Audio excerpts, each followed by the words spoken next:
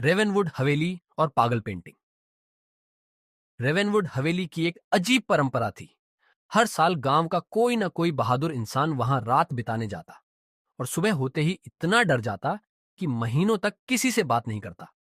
इस बार विशाल और उसकी दोस्त नेहा ने तय किया कि वे इस रहस्य का पर्दाफाश करेंगे। कोई भूत वूत नहीं होते, विशाल ने कहा। ये सब अफवाहें हैं, नेहा ने जवाब दिया। ठीक है, लेकिन अगर मुझे भूत दिखा तो तुम मेरी 1 महीने की चाय का खर्चा दोगे। दोनों हवेली में घुसे और अंदर अजीब सी ठंड महसूस हुई। दीवारों पर कई पुरानी पेंटिंग्स टंगी थीं, जिनके चेहरे डरावने थे। ये तस्वीरें हमें देख रही हैं, नेहा ने फुसफुसाकर कहा।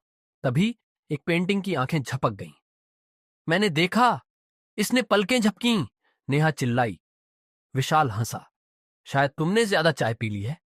लेकिन तभी एक और पेंटिंग की आंखें चमकने लगीं और उनके नीचे लिखा था, क्या तुम लोग भूतिया हवेली में सिर्फ चाय की चर्चा करने आए हो? दोनों चौंक गए। तभी एक गहरी आवाज आई। अच्छा हुआ तुम आए, मैं अकेले बोर हो रहा था।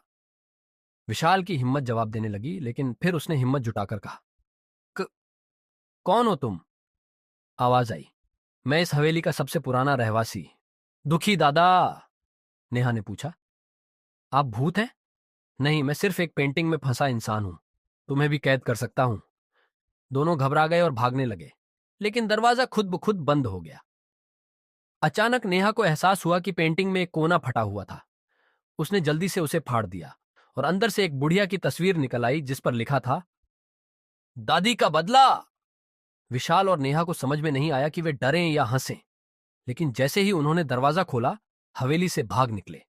बाहर आते ही विशाल ने कहा, मैं हार मानता हूं, 1 महीने की चाय मेरी तरफ से।